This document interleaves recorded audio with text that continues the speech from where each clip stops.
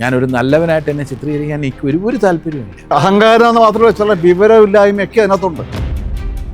വേറെ ചിലരുടെ ആണെന്നുണ്ടെങ്കിൽ ഈ ഇന്റർവ്യൂവിന് ഇരിക്കുന്ന രീതിയിൽ തന്നെ ഇരിക്കുന്നത് ഇങ്ങനെ ഇരിക്കുന്നുണ്ട്, ചിലർ ഇങ്ങനെ ഇരിക്കും.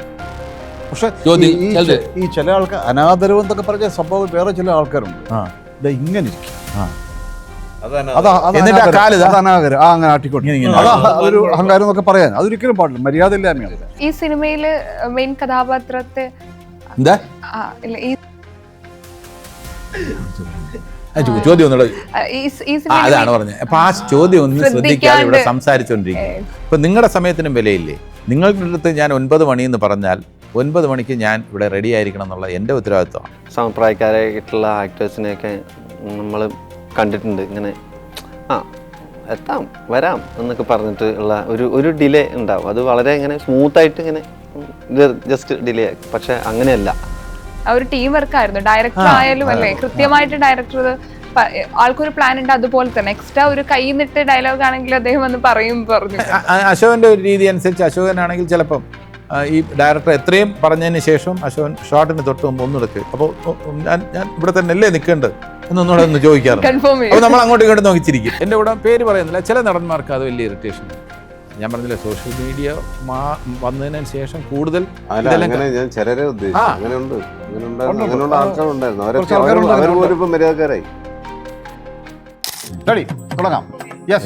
നമ്മൾ അടുത്തിരിക്കുന്നതൊന്നും ആരടുത്തിരിക്കുന്നു എന്നുള്ളതൊന്നും പ്രശ്നമേ അല്ല. അവർ ഫുഡ് നന്നായിട്ട് ആസ്വദിച്ച് ഒരു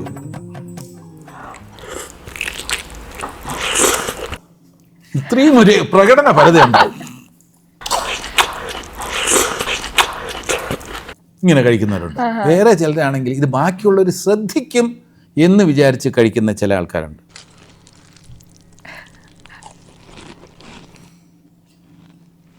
അപ്പുറത്തും കൂടെ നോക്കാൻ കാരണം ഞാൻ ഇത്രയും വലിയൊരു ഭക്ഷണപ്രിയനാണെന്നുള്ള അറിയിക്കാതിരിക്കാനുള്ള. എനിക്ക് രാജേഷിന്റെ വ്യക്തിപരമായ ജീവിതത്തെ കുറിച്ചൊന്നും അറിയില്ല.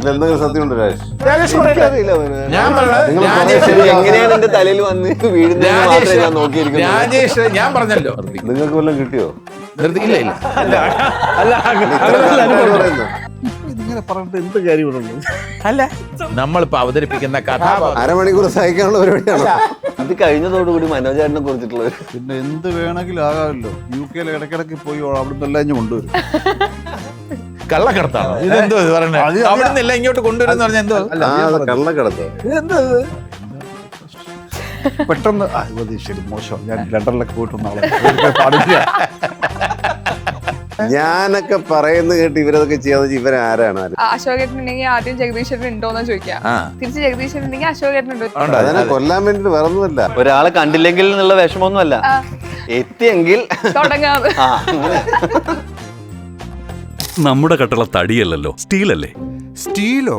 പെട്ര, കട്ടളയോട് കൂടിയ സ്റ്റീൽ ഡോസ്, തടിയേക്കാൾ മികച്ചത്. ഇനി തടി കണ്ടെത്താനും തച്ചനെ തിരയാനും മെനക്കെടണ്ട. ഈടും ഉറപ്പും ഭംഗിയുള്ള പെട്ര വീടിന് നൽകും തടിയെ വെല്ലുന്ന തലയെടുപ്പ്. Petra, India's premium steel doors. അഴകിലും ഉറപ്പിലും കാലാതീതം. ഹായ്, ഹലോ, നമസ്കാരം. സൈന സദ് പ്ലസിന്റെ എല്ലാ പ്രേക്ഷകർക്കും സ്വാഗതം. This is me Shijina Jose Prakash. Dheeran എന്ന ഏറ്റവും പുതിയ ചിത്രത്തിന്റെ വിശേഷങ്ങളുമായിട്ട് ഈ സിനിമയുടെ പ്രധാന വേഷങ്ങൾ കൈകാര്യം ചെയ്ത 5 പേരാണ് ഇന്ന് എൻ്റെ കൂടെ ജോയിൻ ചെയ്യുന്ന. ഒരുപാട് സ്നേഹത്തോടെ സ്വാഗതം ചെയ്യാണ്. നമസ്കാരം. സന്തോഷം. ഇപ്പൊ നമ്മളൊരു സിനിമ കാണുമ്പോഴേ, ഇപ്പം നായകന്റെ കൂടെ കൂട്ടുകാരനായിട്ടൊരു വില്ലനാണ് വരുന്നതെങ്കിൽ നമുക്ക് കാണുന്ന പ്രേക്ഷകർക്ക് ഭയങ്കര സന്തോഷമായിരിക്കും. ഞാൻ ഈ പോസ്റ്റർ കാണുന്ന സമയത്ത് വില്ലൻ വേഷങ്ങളും നായക വേഷങ്ങളും ക്യാരക്ടർ റോളൊക്കെ ചെയ്ത ആളുകളൊക്കെ മുഴുവനായിട്ടുണ്ട്. അപ്പം എന്താണ് ധീരൻ എന്ന് പറഞ്ഞ സിനിമ ഞങ്ങൾക്ക് നൽകാൻ വേണ്ടി പോകുന്നത്? അഭിനേതാക്കൾ എന്ന നിലയിൽ ഞങ്ങൾക്ക് പറയാനുള്ള കാര്യം എന്ന് വെച്ചാൽ, ഇതിനകത്ത് പ്രത്യേകിച്ച് ഇമേജ് ഒന്നും ഇല്ലാത്ത ഒരു 4 പേര്. അശ്വതി തുടക്കക്കാരിയാണെന്ന് പറയാം താരതമ്യേന. ബാക്കി 4 പേര് ഞങ്ങൾക്ക് പ്രത്യേകിച്ച് ഇമേജ് ഒന്നുമില്ല. കാരണം രാജേഷ് മാധവനാണ് ഇതിലെ ധീരൻ. രാജേഷ് മാധവൻ ഏത് റോളാണ് കൈകാര്യം ചെയ്യുന്ന ആളാണ് എന്ന് ചോദിച്ചാൽ, രാജേഷ് മാധവൻ പക്കാ ഹ്യൂമർ ചെയ്തിട്ടുണ്ട്, പക്കാ കോമഡി ചെയ്തിട്ടുണ്ട്, പക്കാ നെഗറ്റീവ് ചെയ്തിട്ടുണ്ട്. മരണമാസ് എന്ന ചിത്രത്തിൽ പക്കാ നെഗറ്റീവ് വില്ലനാണ്, അതും സീരിയൽ കില്ലർ, ബ്രൂട്ടലായി ആളുകളെ വകവരുത്തുന്ന ഒരു കില്ലർ. അശോകനെ സംബന്ധിച്ചിടത്തോളം അശോകൻ ഭയങ്കര ഹ്യൂമർ ചെയ്തിട്ടുണ്ട്, നായകനായിട്ട് അഭിനയിച്ചിട്ടുണ്ട്, പാട്ടുപാടി അഭിനയിച്ചിട്ടുണ്ട്. അടുത്ത കാലത്തായിട്ട് പ്രായമുള്ള കഥാപാത്രങ്ങൾ, വെറൈറ്റി റോൾസ്, അതിൽ നല്ലതും ചീത്തയും, കാരണം വെച്ചാൽ പോസിറ്റീവ് നെഗറ്റീവ് കഥാപാത്രം ക്രൂരനായിട്ടുള്ള കഥാപാത്രം ചെയ്തിട്ടുണ്ട്, ഏറ്റവും സിമ്പതി അർഹിക്കുന്ന കഥാപാത്രം ചെയ്തിട്ടുണ്ട്. മനോജിനെ സംബന്ധിച്ചിടത്തോളം മനോജ് നായകതുല്യ പ്രാധാന്യമുള്ള വേഷങ്ങളിലൂടെ വന്ന് പിന്നെ നായകനായി, ഒരുപാട് ചിത്രങ്ങളിലെ നായകനായി. ഇപ്പോൾ അഭിനയിച്ചുകൊണ്ടിരിക്കുന്ന ചിത്രത്തിൽ മനോജ് വരുമ്പോൾ മനോജ് വില്ലനാണോ മനോജ് നല്ലവനാണോ എന്നൊന്നും പറയാൻ പറ്റില്ല. അപ്പോൾ ആ ഇമേജുകളില്ല. എൻ്റെ കാര്യവും ഇത് തന്നെയാണ്. ഞാൻ കോമഡിയിലായിരുന്നു തുടക്കം. കോമഡിയിലൂടെ വന്നിട്ട് 10-40 ചിത്രങ്ങളിൽ നായകനായിട്ട് അഭിനയിക്കാനുള്ള ഒരു ഭാഗ്യം ലഭിച്ചു. അതിനുശേഷം ഒരു ക്യാരക്ടർ ആക്ടർ എന്നുള്ളൊരു പേര് ഇവരൊക്കെ ആയതിനു ശേഷം ക്യാരക്ടർ ആക്ടറായ നടനാണ് ഞാൻ. താരതമ്യേന അല്പം ലേറ്റായിട്ട്. അത് ലീല എന്ന ചിത്രമാണ് അതിൻ്റെ ഒരു ടേണിംഗ് പോയിൻ്റ് ആയത്. അപ്പോൾ അതിനുശേഷമുള്ള ചിത്രങ്ങളിലൂടെ ഈ ക്യാരക്ടർ റോൾ. അപ്പോൾ ഞങ്ങളെ സംബന്ധിച്ചിടത്തോളം പ്രേക്ഷകർക്ക് ഇന്നതായിരിക്കും. ധീരനിലെ ജഗദീഷ് ചെയ്യുന്നത് നെഗറ്റീവായിരിക്കും, അല്ലെങ്കിൽ പോസിറ്റീവായിരിക്കും. മനോജ് ചെയ്യുന്നത്, അശോകൻ ചെയ്യുന്നത്, രാജേഷ് ചെയ്യുന്നത്, അങ്ങനെ ഒരു മുൻധാരണ ഉണ്ടാവില്ല എന്ന് ഇപ്പോൾ ഏറെക്കുറെ ഉറപ്പായിരിക്കുകയാണ്. അപ്പോൾ അതുകൊണ്ട് പ്രതീക്ഷിക്കുന്ന പ്രേക്ഷകർ പ്രതീക്ഷിക്കാത്ത ചില സംഭവ പരമ്പരകളുള്ള ഒരു നല്ല ക്ലീൻ എൻ്റർടൈനറാണ്. ടോട്ടൽ സെറ്റിനെ കുറിച്ച് സെറ്റിനെ കുറിച്ച് പറയുകയാണെങ്കിൽ രാജേഷിൻ്റെ കഥാപാത്രം എന്ന് പറയുന്നത് രാജേഷിൻ്റെ, ഞാൻ മനസ്സിലാക്കിയെടുത്തോളം രാജേഷ് വളരെയധികം ക്ഷമയുള്ള ഒരു വ്യക്തിയാണ്.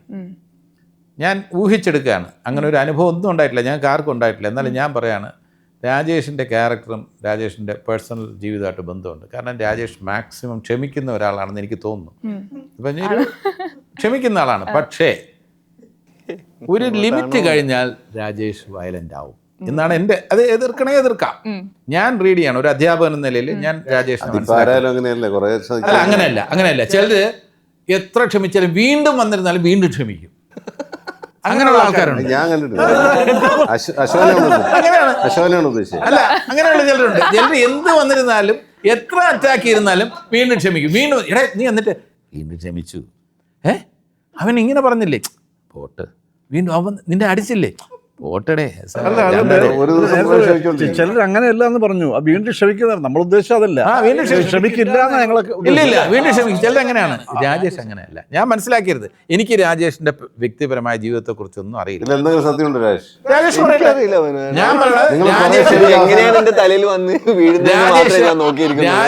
ഞാൻ പറഞ്ഞല്ലോ, ഞാൻ ഇത് തെറ്റാണെങ്കിൽ രാജേഷിന് പറയാം, എന്റെ മനഃശാസ്ത്രം തെറ്റിപ്പോയെന്ന് രാജേഷിന് പറയാം. രാജേഷ് ഞാൻ പറഞ്ഞു തീർത്തോട്ടെ. രാജേഷ് പറയുന്നത് രാജേഷ് ഈ പറയുന്ന പോലെ ക്ഷമിക്കും. രാജേഷ് മാക്സിമം ആൾക്കാരുമായിട്ട് സഹകരിക്കും. പക്ഷെ ഒരു ലിമിറ്റ് കഴിഞ്ഞ് രാജേഷിന് ആ രീതിയിൽ ആ ക്ഷമ പരീക്ഷിക്കുന്ന കാര്യങ്ങൾ വന്നാൽ രാജേഷ് പറയും നിർത്തിക്കും. നിങ്ങൾക്ക് വല്ലതും കിട്ടിയോ? നിർത്തിക്കില്ല. ഒന്നുമില്ല. ഇത് നിങ്ങൾ അതിനെ തമാശയാക്കുന്നു. രാജേഷ് നിർത്തിക്കോ എന്ന് പറയാം. അങ്ങനെ വാക്കുകളിലൂടെ ഒരാൾ വേറെ കളിയാക്കി പറഞ്ഞാൽ അതൊന്നുമല്ല. അതല്ലാതെ രാജേഷിൻ്റെ വ്യക്തിത്വത്തിനെ ബാധിക്കുന്ന എന്തെങ്കിലും പറഞ്ഞാൽ രാജേഷ് അവിടെ ഫുൾ സ്റ്റോപ്പ് ഇടാൻ പറയും. ഇതാണ് ഞാൻ രാജേഷിനെ വ്യക്തിപരമായി മനസ്സിലാക്കിയിരിക്കുന്ന സംഭവം. എന്റെ മനഃശാസ്ത്രം ശരിയാണ്. എന്റെ മനഃശാസ്ത്രം ശരിയാണോ എന്നുള്ളത് രാജേഷ് പറയട്ടെ. എനിക്കൊന്ന് രാജേഷേട്ടൻ അവിടെ നിൽക്കില്ല, അവിടുന്ന് പോകുമായിരിക്കും, പക്ഷെ പറയുമെന്ന് തോന്നില്ല, അവിടെ നിൽക്കില്ല അല്ലേ. ഞാൻ മിക്കവാറും ഓടിക്കളയാൻ എതിർക്കില്ല. ഒന്നും പറയില്ല. പക്ഷേ നല്ല സത്യസന്ധമായിട്ട് പറയണം. രാജേഷ് എന്തായിരിക്കും ഒരു നിലപാടെന്നുള്ള രീതിയിൽ. രാജേഷ് ഇടിക്കും എന്നല്ല ഞാൻ പറയുന്നത്, അല്ല ചീത്ത വിളിക്കും. ശക്തമായി പ്രതികരിക്കുന്നതാണ് ഞാൻ ഊഹിക്കുന്നത്. ഒഴിഞ്ഞു പോകാതായിരിക്കും സാധാരണ നടക്കുക. ഒഴിഞ്ഞു പോകില്ലേ? ഒഴിഞ്ഞു പോകും. അപ്പൊ അത് ഞാൻ എന്റെ മനഃശാസ്ത്രം തെറ്റിയെന്ന് നിങ്ങൾക്ക് എല്ലാവർക്കും തോന്നുമായിരുന്നു. പക്ഷെ ഇത് രാജേഷിന്റെ നാവിൽ നിന്ന് കേൾക്കാൻ വേണ്ടിയാണ് ഞാൻ ഇത് പറഞ്ഞത്. അതുകൊണ്ട് എന്താണെന്ന് വെച്ചിരുന്നാൽ ഇത് തന്നെയാണ് ഇതിലെ കഥാപാത്രം. രാജേഷ് അങ്ങേയറ്റം ക്ഷമിക്കുന്ന ആളാണ്. അങ്ങേയറ്റം ക്ഷമിക്കുന്നത് ഇത്രയേ ഉള്ളൂ.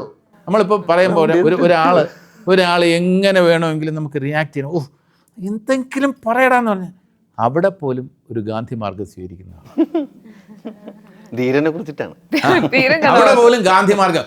പക്ഷേ അതും കഴിഞ്ഞതിലെ ക്യാരക്ടർ എന്ന് പറയുന്നത് ഒരു സ്റ്റേജിൽ അയാൾ റിയാക്ട് ചെയ്യേണ്ടി വരികയാണ്. അല്ല, ഇപ്പൊ ഒരു സംശയം ചോദിക്കട്ടെ, ഇതിപ്പോ ഈ സിനിമയിലെ ക്യാരക്ടറിന്റെ കഥയാണോ രാജേഷിന്റെ പേഴ്സണൽ? അല്ല, നമ്മളിപ്പോ രണ്ടും തമ്മിൽ എന്തെങ്കിലും സാമ്യം ഉണ്ടോ എന്ന് അറിയാനുള്ള ഒരു ശ്രമമാണ്. രണ്ടും തമ്മിൽ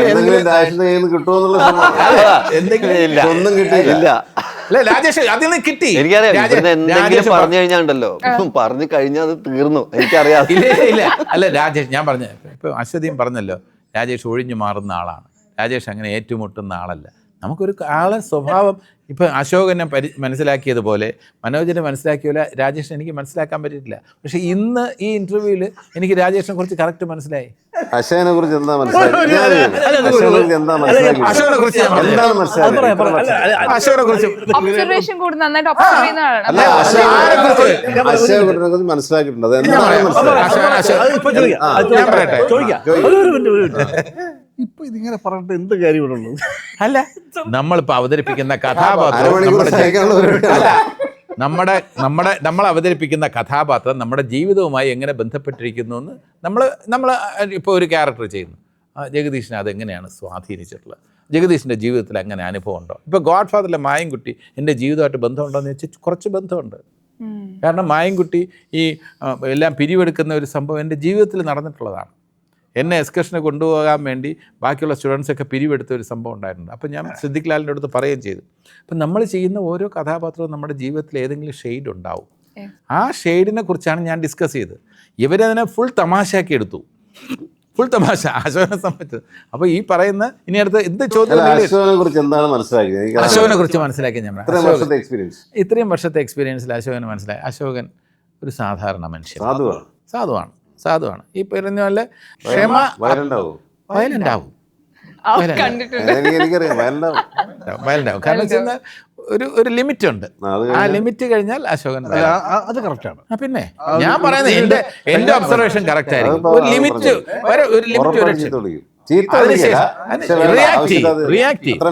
അടിമിടിയൊന്നുമല്ല, മസിൽ പവർ അല്ല, റിയാക്ട് അവിടെ അശോകന്റെ ഒരു മുഖം കാണാൻ പറ്റും. അതൊരു സൈസ് ആദ്യം എൻജോയ് ചെയ്തിട്ട് വേണ്ട ജഗദീഷ് ചേട്ടാ എന്തിന് അത് പറയുന്നത്? അല്ല ആരാണെങ്കിലും വേണ്ട മനോജ്, വേണ്ട ജഗദീഷ് ചേട്ടാ എന്ന് പറയാൻ, അല്ലെ വേണ്ട ജഗദീഷ് എന്ന് പറയുന്ന ആ ഒരു സ്വഭാവമുണ്ട്. മനോജിനെ കുറിച്ച് ഒബ്സർവ് ചെയ്യുകയാണെന്നുണ്ടെങ്കിൽ മനോജ് ഈ പറയുന്ന പോലെ ഒരു 80% സാധുവാണ്, ഒരു 20% തന്ത്രശാലിയാണ്.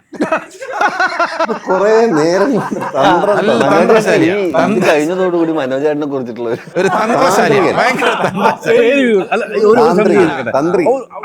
അത് ഉദാഹരണം എന്തുകൊണ്ട് പറയുന്നത്? തന്ത്രശാലിയാണോ കുതന്ത്രശാലിയാണോ? രണ്ട് രീതിയിലും പറയാം.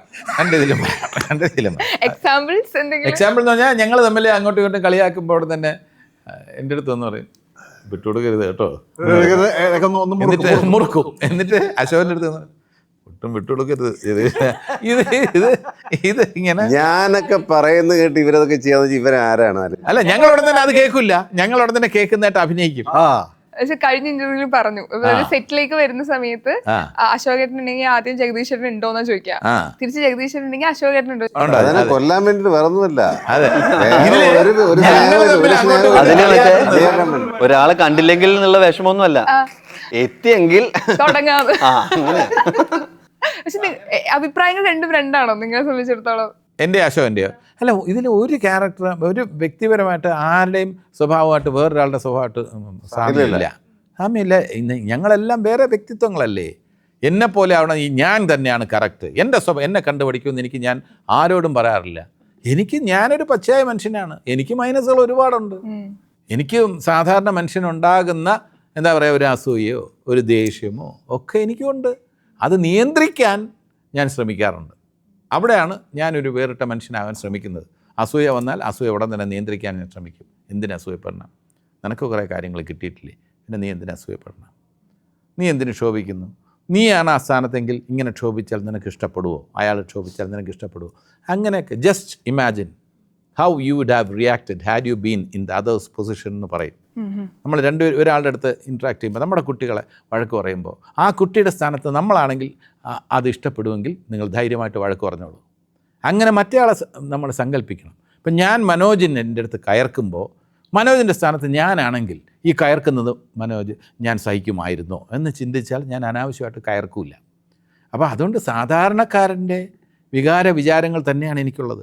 ഞാനൊരു നല്ലവനായിട്ട് എന്നെ ചിത്രീകരിക്കാൻ എനിക്ക് ഒരു താല്പര്യവുമില്ല, സാധാരണ മനുഷ്യൻ്റെ. പക്ഷേ എൻ്റെ മനസ്സിൽ വരുന്ന തിന്മ അല്ലെങ്കിൽ അത്രയും മോശപ്പെട്ട വിചാരങ്ങൾ അതൊക്കെ പെട്ടെന്ന് തന്നെ തിരുത്താനുള്ള ഒരു കഴിവ് ദൈവം എനിക്ക് തന്നിട്ടുണ്ടെന്ന് എനിക്ക് അറിയാം. അയ്യോ, അസൂയപ്പെടാൻ പാടില്ല, ക്ഷോഭിക്കാൻ പാടില്ല, അവരോട് ഇങ്ങനെ വേദനിപ്പിക്കുന്ന വാക്കുകൾ പറയാൻ പാടില്ല എന്ന് പെട്ടെന്ന് എത്രയും പെട്ടെന്ന് തിരിച്ചറിയാൻ. ഇത് ലേറ്റ് ആയാൽ ഗുണമില്ല. ഒരു 6 മാസം കഴിഞ്ഞിട്ട് അത് അന്ന് പറഞ്ഞത് തെറ്റായിപ്പോയി, അയാളും കേൾക്കില്ല. അയാൾ ചിലപ്പോൾ വേറെ ഹൈദരാബാദിലായിരിക്കും, ചിലപ്പോൾ അല്ലെ UP യിലായിരിക്കും.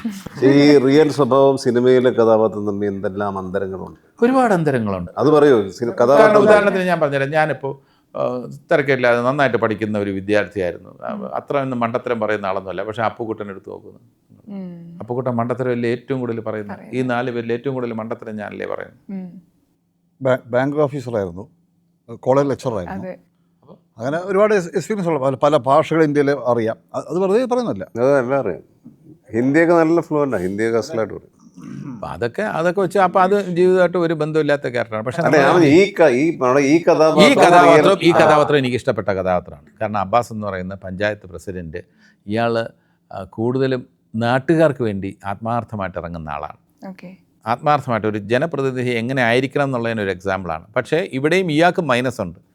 ഈ നാട്ടുകാർക്ക് കൊടുക്കുന്ന പ്രാധാന്യം ചുരുങ്ങിയ സീനുകളിലൂടെ വ്യക്തമാക്കുന്ന ഒരു കാര്യമുണ്ട്. ഇയാൾ സ്വന്തം വീട്ടിൽ അത്രയും താല്പര്യം കാണിക്കുന്നില്ല. അത് ഒരിക്കലും പാടില്ല. വീടും നന്നാവണം, നാടും നന്നാവണം എന്ന് ചിന്തിക്കണം ഒരു രാഷ്ട്രീയ പ്രവർത്തനം. അല്ലെ, രാഷ്ട്രീയ പ്രവർത്തനൻ്റെ ക്വാളിറ്റി ആയിട്ട് സ്വന്തം വീട്ടുകാര്യം പോലും നോക്കാതെ നാടിന് വേണ്ടി, അത് ശരിയായിട്ടുള്ള ഒരു കാര്യം. ശരിയാണ്. അങ്ങനെ ഒരു ക്യാരക്ടറാണ് എൻ്റെത്. എനിക്ക് അധികം തമാശ ആസ്വദിക്കുന്ന ആളൊന്നുമല്ല. അല്ല, ഒരു സിറ്റുവേഷനിൽ അശോകനോട് പറയുന്നുണ്ട്, കയറി വണ്ടിയിൽ ചൂടായി പറയുന്നുണ്ട്. അപ്പം കുറേ നേരം ഈ ഇത് കണ്ടിട്ടേ സഹിക്കാൻ ഒരു എക്സാമ്പിൾ പറയുകയാണെന്നുണ്ടെങ്കിൽ, ഇതിനകത്ത് പഞ്ചായത്ത് പ്രസിഡന്റ് ആണെങ്കിലും ഈ യാത്രയിൽ ഞാൻ ഒരു സ്കൂളിലെ ഹെഡ് മാസ്റ്റർ ആവാൻ അങ്ങനെയായിരുന്നു എൻ്റെ നിയോഗം. ഒരു ഹെഡ് മാസ്റ്റർ ഒരു എക്സ്കർഷൻ അല്ല, ഒരു സ്റ്റഡി ടൂർ. എക്സ്കർഷൻ എന്ന് പറഞ്ഞാൽ രസിക്കാൻ വേണ്ടി മാത്രം പോവല്ലേ. അപ്പോൾ അല്ലാത്തപ്പോൾ ഒരു അധ്യാപകരുമായിട്ട് ഏതെങ്കിലും ഒരു ലക്ഷ്യത്തോടെ ഒരു സ്ഥലത്ത് ഒരു കോൺഫറൻസിന് പോകുന്ന ഒരു ഹെഡ് മാസ്റ്റർ എന്ന് വിചാരിക്കുക. ഇവരെല്ലാം അധ്യാപകരാണ്. ഇവരെയും കൊണ്ടുപോകുമ്പോൾ അതിൻ്റെ ഡിസിപ്ലിൻ എൻ്റെ ഉത്തരവാദിത്വമാണ്. അപ്പോൾ അതിനനുസരിച്ചുള്ള ചില സംഭവങ്ങൾ, എന്നാൽ വളരെ മെച്യൂർ ക്യാരക്ടറാണ്. എന്നാൽ ഭയങ്കര ഒരു റോൾ മോഡലൊന്നും അല്ല. ഇവരുടെ കൂടെ ചില സാഹചര്യത്തിൽ മദ്യപിക്കുന്നുണ്ട് ഞാൻ. അപ്പോൾ ഭയങ്കര ആദർശത്തിൻ്റെ ഒരു പ്രതീകം അങ്ങനെയൊന്നും പറയാൻ പറ്റില്ല. പച്ചയായ മനുഷ്യൻ തന്നെയാണ് ഇത്.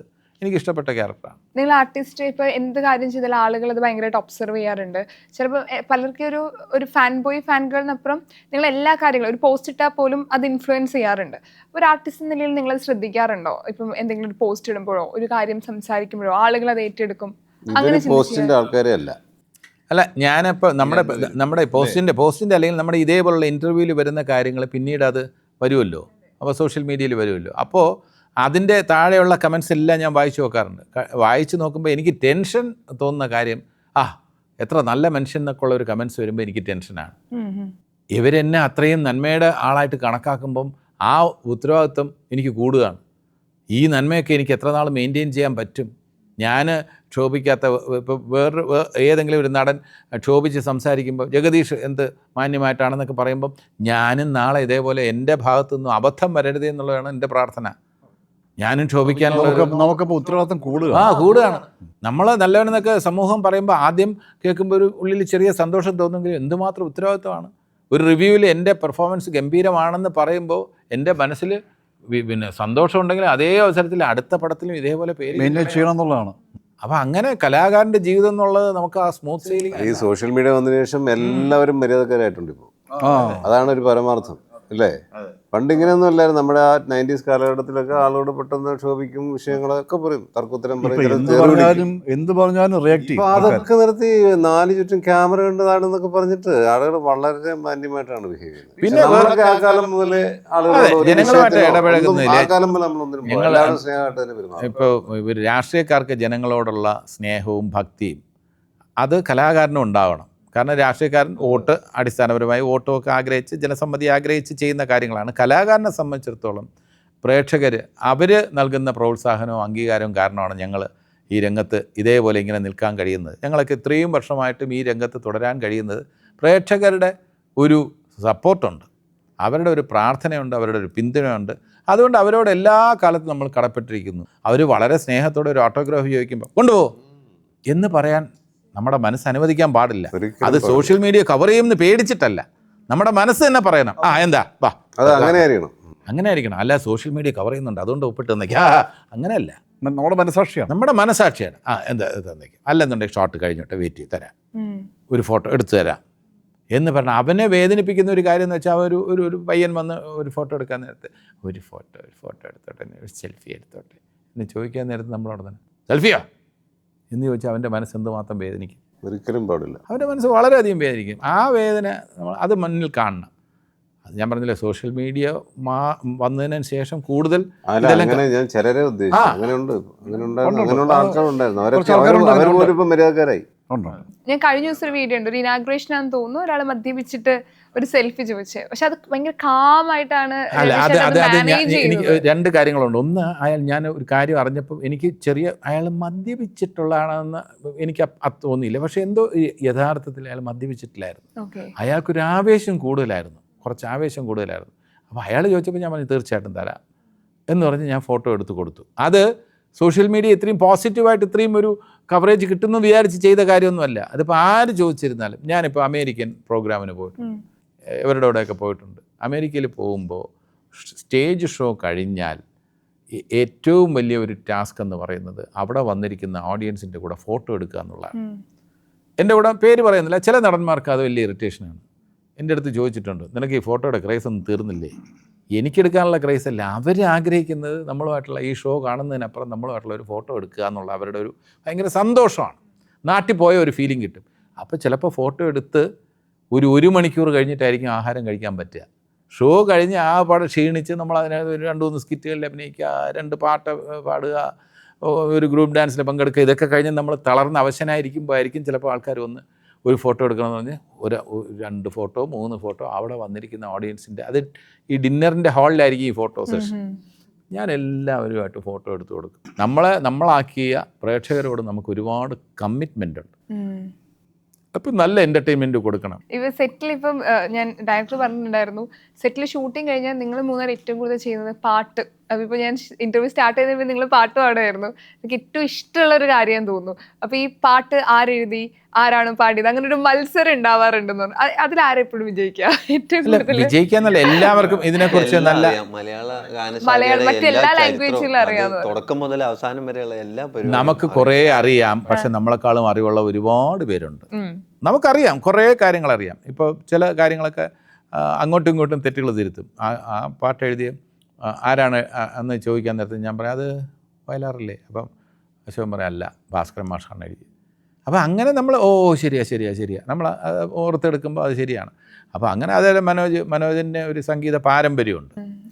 അപ്പം മനോജ് ക്ലാസിക്കൽ മ്യൂസിക് പഠിച്ചിട്ടില്ലെങ്കിലും മനോജിന് നല്ല നോളജ് ഉണ്ട്. ഇത് ക്ലാസിക്കൽ മ്യൂസിക് പഠിച്ചിട്ടുണ്ട്, കുറച്ച് പഠിച്ചിട്ടുണ്ട്. അപ്പോൾ അത്യാവശ്യം ക്ലാസിക്കൽ മ്യൂസിക്കുമായിട്ട് ബന്ധമുള്ള 2 ഭയങ്കര ഗായകരുടെ ഇടയിലാണ് ഈ പാവം നിൽക്കുന്നത്.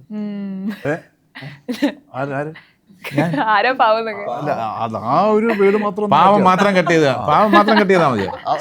ഇത് പൊതുവെ ഒരു ഡീസന്റ് ഇന്റർവ്യൂ പോലെ ആയിപ്പോയെന്ന് ഇതുവരെ ചെയ്തത് ഇങ്ങനെയല്ലായിരുന്നു. ചളവും ചച്ചളവും ഒക്കെ ആയിരുന്നു. ഇത് കുറച്ചൊരല്പം സീരിയസ് ആയി പോയോ? ചളമായിക്കൂടെ? അല്ല, വളരെ അന്തസ്സുള്ള ചോദ്യം വരുമ്പോ അന്തസ്സുള്ള മറുപടി. ചളം ചോദിക്കും. വൃത്തിയാക്കിയാലോ? അല്ല, അവിടുന്ന് ചോദ്യങ്ങൾ വരുന്നില്ല. ഒരു യാത്ര പോവാന്ന് തീരുമാനിക്കുകയാണ്. അപ്പൊ ഒരു യാത്ര പോകുന്ന സമയത്ത് ഈ നമ്മുടെ ഇപ്പൊ സിനിമയിൽ തന്നെ ഒത്തിരി ഫ്രണ്ട്സുകൾ ഉണ്ടല്ലോ, അപ്പൊ ഒരു 3 പേരെ കൂട്ടാം. അങ്ങനെയാണെങ്കിൽ നിങ്ങൾ ആരൊക്കെയായിരിക്കും കൂട്ടാം? അല്ല, ആ ചോദ്യത്തിന്റെ മറുപടി നമ്മുടെ എല്ലാവരുടെയും മറുപടി സെയിം ആയിരിക്കും. കാരണം എന്താ അറിയാം, ഇപ്പോൾ ഈ ധീരന്റെ നല്ല ഓർമ്മകളാണ് നമ്മുടെ മനസ്സിൽ. ഇങ്ങനെ ഒരു യാത്രയിൽ ഇനി പോകുമ്പോൾ യഥാർത്ഥത്തിൽ ധീരനിലെ ആരുമായിട്ടും നമുക്ക് ഓക്കെയാണ്. അപ്പൊ അതിൽ നിന്ന് തന്നെ വ്യക്തമാകും. ഇപ്പൊ മനോജ് പറഞ്ഞ കറക്റ്റാ, മനസ്സിൽ തെറ്റാണ് പറഞ്ഞത്. മനോജിന് ഇതേപോലെ ഈക്വൽ ഫ്രണ്ട്സ് വേറെ കാണും. പക്ഷെ പെട്ടെന്ന് ആലോചിക്കുമ്പോൾ ഞങ്ങൾ പോയിട്ട് കംഫർട്ടബിൾ ആയിരിക്കും. അതിന്റെ അർത്ഥം ഞങ്ങൾ വഴിയിൽ വഴക്ക് കൂടില്ല എന്നല്ല, വഴക്ക് കൂടും, തർക്കം ഉണ്ടാവും, പക്ഷെ അതൊക്കെ രസമാണ്. അത് പറയാൻ കാര്യം, ഈ സിനിമയിൽ അങ്ങനെ എന്താ പറഞ്ഞ എല്ലാവരും വളരെ കംഫർട്ടബിൾ ആയിരുന്നു. അതെ, കാരണം ഇതൊരു യാത്രയും ഇതിനകത്തൊരു പ്രധാന കാര്യമാണ് യാത്ര. അപ്പം നമുക്ക് ഊഹിക്കാവുന്നേ ഉള്ളൂ, അങ്ങനെ യാത്ര നമ്മൾ എല്ലാ ജീവിതത്തിൽ പോയാലും അത് നന്നായിരിക്കും, തൃപ്തികരമായിരിക്കും എന്ന്. അതാണ് നമ്മൾ ജയകൃഷ്ണയൊക്കെ നമ്മൾ അങ്ങോട്ട് പറയുന്ന കാര്യങ്ങളൊക്കെ എല്ലാവരും. ഇതിനകത്ത് നമ്മൾ ആംബുലൻസിൽ പോകുമ്പോൾ ആംബുലൻസിനകത്ത് ചെറിയ തോതിൽ മദ്യപിക്കുന്ന രംഗങ്ങളൊക്കെ ഉണ്ട്. അപ്പോൾ അവിടെ മിക്സറൊക്കെ ഉണ്ട്. മിക്സറൊക്കെ കഴിഞ്ഞിട്ട് അത് പിന്നെ ബ്രേക്ക് ഇടുമ്പം മിക്സറൊക്കെ ആ ഒരു കോഫിൻ്റെ മുകളിൽ എന്നെ ചെതറി അങ്ങോട്ടും ഇങ്ങോട്ടും വീഴും. അത് വീഴുമ്പോഴത്തേക്കും കളിയാക്കി ഞാൻ അശോകൻ്റെ അടുത്ത് ചിലപ്പോൾ ആ മിക്സർ എടുത്ത് കഴിക്കരുത് പ്ലീസ്, കഴിക്കരുതെന്നൊക്കെ അശോകൻ തൊട്ടിട്ട് പോലും ഇല്ല. ഞാൻ പറയാം, അശോക എന്താ അത് ഇങ്ങനെ ആ മിക്സർ എടുത്ത് എന്തിന്? വീണ മിശ്ര വീണ മിക്സർ എടുത്ത് ഞാൻ എടുത്തില്ലല്ലോ ഞാൻ പ്ലീസ്. അപ്പൊ അങ്ങനെയുള്ള സംഭവം വേണമെങ്കിൽ സ്വാഭാവികമായിട്ട് അശോകന് ദേഷ്യം വരും. ഞാൻ എടുക്കാത്ത ഒരു കാര്യം ഞാൻ പറയാം, ശേഷം അത് എടുക്കരുത്, അത് കഴിക്കുക, ഞാൻ കഴിച്ചില്ലല്ലോ പിന്നെ എന്തിനാ? ഈ സിബ്ലിങ്സ് ഒക്കെ ഇറിറ്റേറ്റ് ചെയ്യണ പോലെ അപ്പൊ അല്ലേ? അപ്പൊ ആ ഇറിറ്റേഷൻ ചെറുത് വലുതുണ്ടോ? വലിയ ഇറിറ്റേഷൻ ഉള്ള അതൊക്കെ ഉണ്ടാവും. ഇതൊക്കെ ഒന്നുമില്ല, ഇതൊന്നും അതാ പറഞ്ഞത് വലിയ സംഭവങ്ങൾ. ഓരോ സംഭവങ്ങളും. ഇപ്പം ഞാൻ ചിലപ്പം ഇതേപോലെ ഇങ്ങനെ ഈ ട്രാവലിൻ്റെ ഇടയിൽ ബ്രേക്ക് പറയാൻ കുറച്ച് ഡിലേ വരികയാണെന്നുണ്ടെങ്കിൽ ഞാൻ പതുക്കെ ചെന്ന്, അശോകൻ പോലും അറിയില്ല, ഞാൻ ഡയറക്ടർ ദേവദത്തിൻ്റെ അടുത്ത് പറയും, അശോകന് ഭയങ്കരമായിട്ട് വിശക്കുന്നുണ്ട്. അപ്പം അശോകന് ഇതറിയുന്നില്ല. കുറച്ച് കഴിഞ്ഞ് ദേവ് പറയും, അശോകേട്ടാ എങ്കിൽ ബ്രേക്ക് ചെയ്യാം. അതെന്താ എന്നോട് പറയുന്നത് എന്തിനാ എന്നുള്ള രീതിയിൽ നോക്കി ഞാൻ പറയാം, ബ്രേക്ക് ഞാൻ ഉടൻ തന്നെ കൂടുതൽ അത് പൊളിയുന്നതിന് മുമ്പ് ഞാൻ പറയും, ഞാൻ വന്ന് പറയുന്നതിന് മുമ്പ് ഞാൻ പറയും ബ്രേക്ക് ചെയ്യാം അല്ല അശോക് ബ്രേക്ക് കഴിക്കാം നമുക്ക് എന്ന് പറഞ്ഞിട്ട് വിളിച്ചോണ്ട്. ഇങ്ങനെയുള്ള ചില കുസൃതികൾ അല്ല ഇങ്ങനെയുള്ള പരിപാടികൾ ചെയ്യുന്ന ഒരാളാണെന്ന് എനിക്കറിയാം. പക്ഷെ ഈ ഒരു സംഭവം ഞാനിപ്പോ കേൾക്കുക. അതിന് സോറി കേട്ടോ. ഞാൻ ഇപ്പോഴാണ് എനിക്ക് സോറി പറയാൻ അവസരം കിട്ടിയത്. എന്തിനാ പറഞ്ഞെന്ന് മനസ്സിലാവില്ല. ഇപ്പൊ സിഗരറ്റ് ഞാൻ ഒരു ഇന്റർവ്യൂ കണ്ടതാണ്. ഇപ്പം സിഗരറ്റ് വലിക്കുന്ന രീതി ഉണ്ടല്ലോ, അത് പല രീതിയിൽ, അത് ഞാൻ ഭയങ്കര എക്സൈറ്റഡ് ആയിട്ട് കണ്ടിട്ടുള്ള ഒരു കാര്യമായിരുന്നു. ഇപ്പൊ ഒരു ആക്ടറെ സംബന്ധിച്ചിടത്തോളം ഒരേ കഥാപാത്രം അല്ലെങ്കിൽ ഒരേ ഷെയ്ഡ് ഒരുപോലെയുള്ള കഥാപാത്രങ്ങൾ പല സിനിമകളായിട്ട് ചെയ്യേണ്ടി വരും. അപ്പൊ ഈ സിഗരറ്റ് വലിക്കാത്ത ഒരാള് സിഗരറ്റ് വലിക്കുന്ന പോലെ ഒബ്സർവ് ചെയ്തിട്ട് അത് ചെയ്യാന്ന് പറയുന്നത് ഒരു വലിയൊരു സ്കിൽ തന്നെയാണ്. അതുപോലെ അങ്ങനെ പഠിച്ച് ചെയ്ത എന്തെങ്കിലും ഉണ്ടോ നിങ്ങൾ? അല്ല അങ്ങനെ ഏത് കാര്യം ജീവിതത്തിൽ ഒന്നും ചെയ്യാത്ത ഒരാളാണ്, ഒന്നുമില്ലാത്ത ആളാണ്. ഇതൊക്കെ നമുക്ക് ഒബ്സർവ് ചെയ്ത് കഴിഞ്ഞാൽ പല കാര്യങ്ങളും ആൾക്കാർ ഏതെല്ലാം സാഹചര്യത്തിൽ എങ്ങനെയൊക്കെ പെരുമാറും എന്നുള്ള രീതിയിൽ നമുക്ക് ഏത് ഒരു സിറ്റുവേഷൻ പറഞ്ഞാൽ അതിൻ്റെതായിട്ടുള്ള കാര്യങ്ങൾ പറയാം. ഏതെങ്കിലും സിറ്റുവേഷൻ ഞാൻ പറയട്ടോ. പറയൂ. ഇപ്പം സദ്യ, ഒരു കല്യാണ വീട്ടില് സദ്യ കഴിക്കാണ്. അപ്പൊ ഈ ആഹാരം കഴിക്കുമ്പോഴുള്ള ആളുകളുടെ ഒരു ഒബ്സർവ് എന്തെങ്കിലും ചെയ്തു? അത് ഒരുപാട് കാര്യങ്ങളുണ്ട്. ഒരു എക്സാമ്പിൾ പറഞ്ഞുതരാം. ചിലരെന്ന് പറഞ്ഞിരുന്നാൽ ഈ നമ്മുടെ അടുത്തിരിക്കുന്ന ആൾക്കാർ എന്ന് പറഞ്ഞിരുന്നാൽ നമ്മൾ അടുത്തിരിക്കുന്നതൊന്നും ആരടുത്തിരിക്കുന്നു എന്നുള്ളതൊന്നും പ്രശ്നമേ അല്ല. അവർ ഫുഡ് നന്നായിട്ട് ആസ്വദിച്ച് ഒരു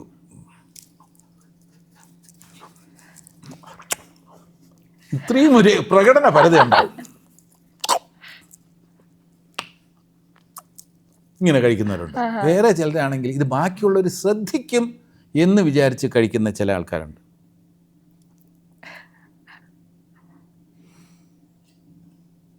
അപ്പുറത്തും കൂടെ നോക്കും. കാരണം ഞാൻ ഇത്രയും വലിയൊരു ഭക്ഷണപ്രിയനാണെന്നുള്ള അറിയിക്കാതിരിക്കാനുള്ള ഞാൻ തറയാവരുത്, അതാണ് അതിന്റെ സംഭവം. ഇത് പറഞ്ഞില്ലേ, ഇതൊരു ഒബ്സർവേഷൻ.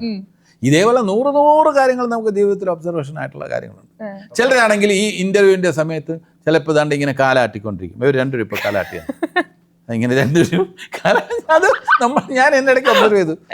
എന്താണ്ട് ഇങ്ങനെ കാലാട്ടി. അപ്പൊ അതിങ്ങനെ നമ്മൾ എവിടെയൊക്കെ ശ്രദ്ധ പോവും. അത് വേറെ കാര്യങ്ങളിൽ ചിലർ കൈയുടെ മാനറസ് എന്ന് പറഞ്ഞാൽ തൻ്റെ വിരലിങ്ങനെ ഇതാകണ്ട.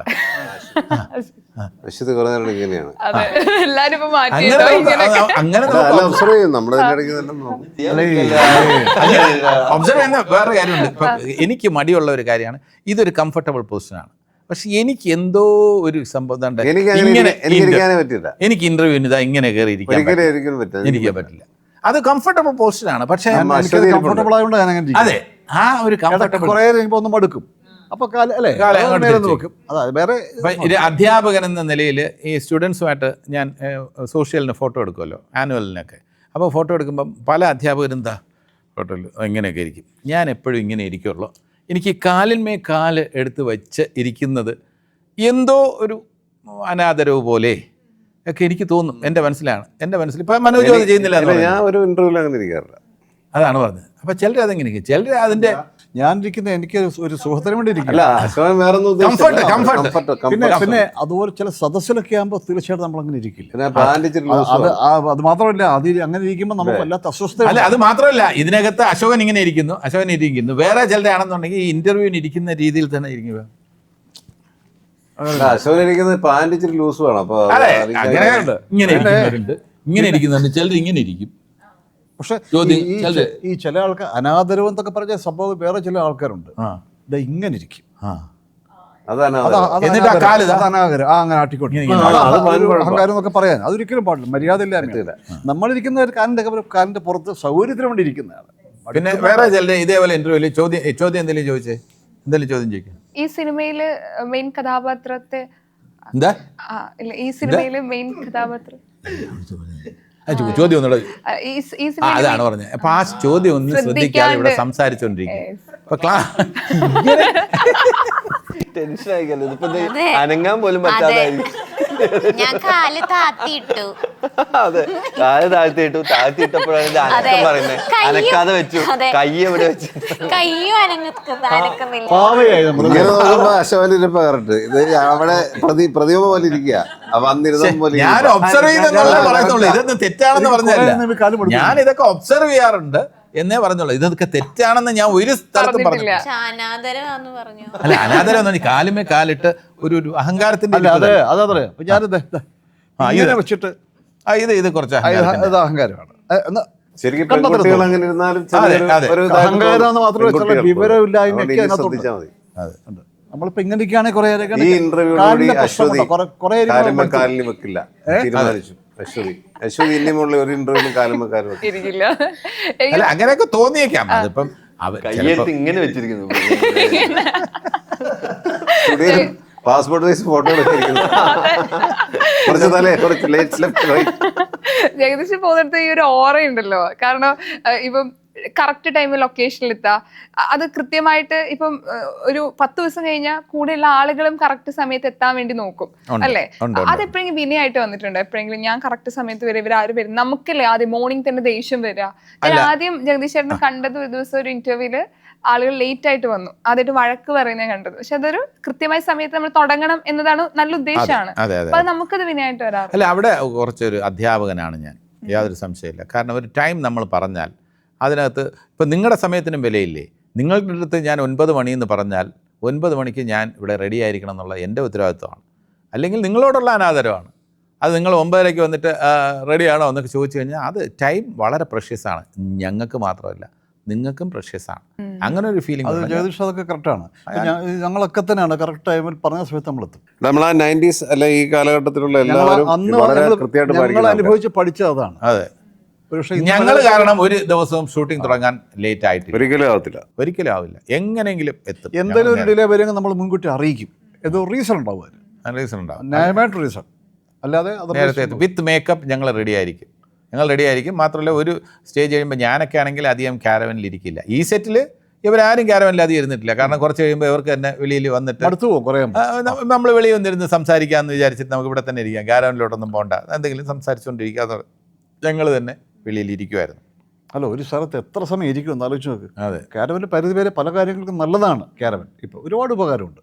പക്ഷേ ഈ ഇരുന്ന് ഈ ഒരു പെട്ടിക്കകത്ത് ഇരിക്കുന്ന മാതിരി ജയിലിനകത്ത് കിടക്കുന്നതല്ല കുറേ സമയം ആകുമ്പോഴത്തേക്ക് നമ്മളപ്പോൾ പുറത്തൊക്കെ ഇറങ്ങി നടക്കുകയൊക്കെ ചെയ്യും. കാരണം നമ്മൾ ശീലിച്ചത് അങ്ങനെയാണ് ആക്ച്വലി. അതെ, നിങ്ങളുടെ കാലഘട്ടം അങ്ങനെയായിരുന്നു. കാരണം ഇപ്പൊ അത് ഭയങ്കരമായിട്ട് മിസ് ചെയ്യല്ലോ അല്ലേ? ഇപ്പൊ സീനിയേഴ്സ് ആയിട്ടുള്ള ആളുകളൊക്കെ സിനിമയിൽ അഭിനയിക്കുകയാണെങ്കിൽ കൂടെയുള്ള പുതിയ ആൾക്കാരും ആ രീതിയിലേക്ക് മാറും. നിങ്ങളത് ഇൻഫ്ലുവൻസ് ചെയ്യാറില്ലേ? അല്ല, നമുക്ക് പിന്നെ ഈ സമയം ഒക്കെ ഭയങ്കര പെർഫെക്റ്റ് ആയിരിക്കും. ഇവരുടെയൊക്കെ സമയം ഭയങ്കര പെർഫെക്റ്റ് ആയിരിക്കും. നമ്മളുടെയൊക്കെ എന്താ സമപ്രായക്കാരായിട്ടുള്ള ആക്ടേഴ്സിനെയൊക്കെ നമ്മൾ കണ്ടിട്ടുണ്ട്. ഇങ്ങനെ എത്താം വരാം എന്നൊക്കെ പറഞ്ഞിട്ട് ഉള്ള ഒരു ഡിലേ ഉണ്ടാവും. അത് വളരെ ഇങ്ങനെ സ്മൂത്തായിട്ട് ഇങ്ങനെ ജസ്റ്റ് ഡിലേ ആക്കും. പക്ഷേ അങ്ങനെയല്ല, അതിൻ്റെ പ്രൊഫഷണൽ വേ എന്താണെന്നുള്ളത് കാണുന്നുണ്ടെങ്കിൽ ഫിലിമിൽ വർക്ക് ചെയ്ത വേറെ ആർട്ടിസ്റ്റുകളുടെ കൂടെ തന്നെ വർക്ക് ചെയ്യണം. ഞാൻ ആദ്യമായിട്ടാണ് ഇത്രയും ആർട്ടിസ്റ്റുകളുടെ കൂടെ ഇപ്പോൾ വർക്ക് ചെയ്യുന്നത്.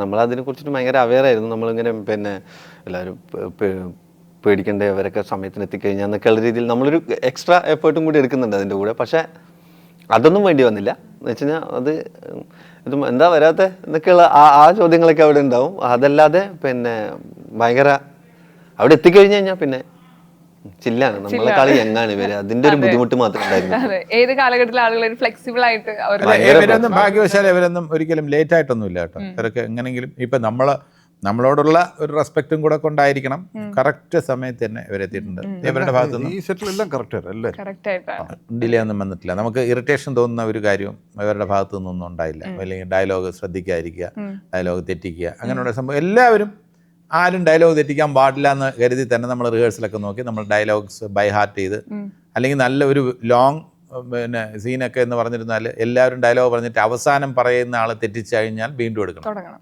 അപ്പോൾ നമുക്ക് തന്നെ ഒരു ടേക്ക് വീണ്ടും വന്നു കഴിഞ്ഞാൽ നമ്മൾ സാരമില്ല, നമുക്കൊന്ന് ഒരിക്കൽ കൂടെ എടുക്കാം. വീണ്ടും വീണ്ടും ഒക്കെ തെറ്റിച്ച് കഴിഞ്ഞാൽ നമുക്ക് സ്വാഭാവികമായിട്ട് മനുഷ്യരല്ലേ, കുറച്ചൊക്കെ നമ്മൾ ഇറിറ്റേറ്റഡ് ആയേക്കാം. അങ്ങനെ ഒരു സംഭവമൊന്നും ഇതിനകത്ത് ആരും വന്നില്ല. ഞങ്ങളെല്ലാവരും ഡയലോഗ്സ് ബൈ ഹാർട്ട് ചെയ്ത് ടൈമിങ്ങിൻ്റെ കാര്യത്തിലും പൊസിഷനൊക്കെ നേരത്തെ പറഞ്ഞു തരുമായിരുന്നു. ഇവിടെ നിന്ന് കഴിഞ്ഞാൽ മനോജിൻ്റെ ഇപ്പുറത്ത് നിന്നാൽ കവറാവാതെ നിൽക്കും, കുറച്ചുകൂടെ അവിടെ കവറായിട്ട് അത് നമ്മൾ ശ്രദ്ധിക്കണം ആ സമയത്ത്.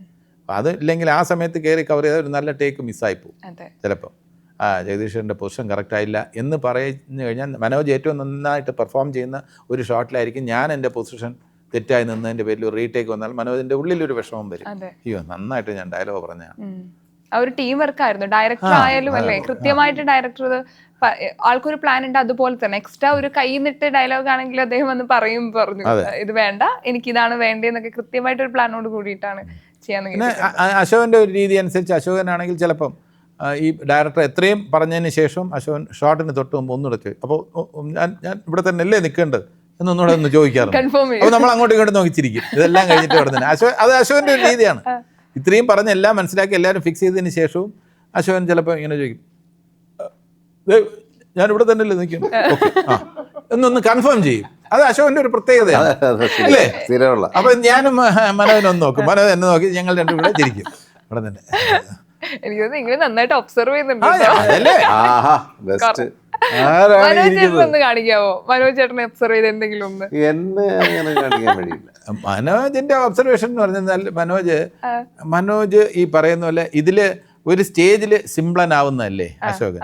മനോജ് ബേസിക്കലി ഒരു സിംപ്ലനാണ് എന്ന് പറഞ്ഞിരുന്നാൽ ഒരു എന്താ പറയാ, ഒരു കർച്ചീഫ് അങ്ങനെ വെച്ചിട്ടല്ല, ഒരു ഡ്രസ്സിങ്ങിലും കാര്യങ്ങളിലും ഒക്കെ തന്നെ അധികം ഒരു കൈ വെച്ചോ കാര്യങ്ങളോ ഒക്കെ വെച്ച് ഒരു എക്സ്പ്രഷൻ തന്നെ കൂടുതൽ കൈ എന്ന് പറയുന്ന ഒരാളല്ല. അശോക എപ്പോ എത്തി രതീഷ്, ഇതാണ് നമ്മളിതാണെങ്കിൽ ചിലപ്പോൾ ഞാൻ അശോകൻ്റെ അടുത്ത് അശോക ഈ ഒരു സംഭവമില്ല, ഒരു ഡിഗ്നിറ്റി കിട്ടും. അത് ഈ സിനിമയിലെ ഒരു ഒറ്റയാൻ ക്യാരക്ടറാണ് എന്ന് പറയാം തോന്നുന്നു. ഡ്രസ്സ് ഇടുന്ന ഡ്രസ്സിലും കുറച്ച് ബ്രാൻഡഡ് ആയിട്ടുള്ള കാര്യങ്ങളൊക്കെ ഭയങ്കര ഇഷ്ടമാണ്. അത് റിയൽ ലൈഫിൽ ഭയങ്കര സ്റ്റൈലിഷ് ആയിട്ടാ. അതാണ് ഞാൻ പറയുന്നത്. ഒരു വാച്ച് വാങ്ങുന്നതിൽ ഒരു മൊബൈൽ വാങ്ങുന്നതിൽ ഒക്കെ ബ്രാൻഡ് നോക്കിയിട്ട് അതിന്റെ ലേറ്റസ്റ്റ് ആയിട്ടുള്ള കാര്യങ്ങൾ കംഫർട്ടബിൾ ആയിട്ട് അതിനെക്കുറിച്ച് ജീവിതത്തിൽ എന്തെങ്കിലും വേണ്ടി ജഗദീഷേട്ടൻ്റെ കാര്യം പറഞ്ഞാൽ നോ മദ്യപാനം, നോ സിഗരറ്റ്സ്, വേറെ യാതൊരു പരിപാടികളും എക്സ്ട്രാ കരിക്കുലർ ഒന്നുമില്ല, മനസ്സിലായില്ലേ? അപ്പൊ ഇത്തരം കാര്യങ്ങൾ അല്പം പൈസ കൊടുക്കാറുണ്ട്, പൈസ ചെലവിടില്ല. അല്ല, അത് സന്തോഷിച്ച് ചെയ്യുന്നതാണ്. അതിനെക്കുറിച്ച് മാത്രമല്ല അതിനെക്കുറിച്ച് പഠിക്കാനും ശ്രമിക്കും കൂടുതൽ കാര്യങ്ങളിലൊക്കെ. ഇപ്പൊ ഈ ഫോണിന്റെ തന്നെ ടെക്നോളജിയെ കുറിച്ച് നന്നായിട്ടിരുന്ന് അധ്വാനിച്ച്. ഐഫോൺ ആദ്യമായിട്ട് അൺബോക്സ് ചെയ്ത വീഡിയോ ഇല്ല, അതാ 6ന്റെ ഈ ഐഫോൺ ആദ്യം വലുതായിട്ട് വന്നില്ലേ, പ്ലസ് എന്ന് പറയുന്നത്. അത് വന്ന സമയത്ത് ആദ്യം അത് എനിക്കാ കിട്ടിയത്. അതന്ന് വലിയ ന്യൂസൊക്കെ ആയി. അത് ഈ ഇടയ്ക്ക് വീണ്ടും ആരുടെ വീണ്ടും വൈറലായി. പിന്നെ എന്ത് വേണമെങ്കിലും ആകാമല്ലോ. UK ഇടയ്ക്കിടയ്ക്ക് പോയി അവിടുന്ന് എല്ലാം കൊണ്ടുവരും. കള്ളക്കടത്താണോ ഇതെന്തോ പറയുന്നത്? അവിടുന്ന് എല്ലാം ഇങ്ങോട്ട് കൊണ്ടുവരുന്ന പറഞ്ഞാൽ എന്തോ കള്ളക്കടത്ത്. അല്ല, അത് ഞാൻ പറയില്ല. ഈ UK കൂടുതൽ പോയപ്പം കുറച്ചുകൂടെ ഒരു ഇംഗ്ലീഷ് ഒരു രീതിയിലുള്ള ഒരു സായിപ്പിന്റെ പെരുമാറ്റം കുറച്ചുകൂടെ. ഇപ്പൊ നമ്മളിപ്പോ ആണെങ്കിൽ ഇംഗ്ലീഷ് ഇതിലല്ല, നമ്മളിപ്പോ സായിപ്പിന്റെ ആണെന്നുണ്ടെങ്കിൽ സായിപ്പിന്റെ പെരുമാറ്റത്തിനെല്ലാം ഒരു ഒതുക്കം കാണും. സായിപ്പിന്റെ പെരുമാറ്റം നമ്മളാണെങ്കിൽ അടേ എപ്പോ വന്നു എന്നൊക്കെ ചോദിക്കുന്ന ഒരു പ്രകടന പരതയുണ്ട് നമ്മുടെ സംഭവം. അവിടുത്തെ സാഹിബിന്റെ ആണെങ്കിൽ ഗുഡ് മോർണിംഗ് സർ, വളരെ മിതത്വമുണ്ട്. ആ സംഭവം ഇവിടെ വന്നു കഴിഞ്ഞാൽ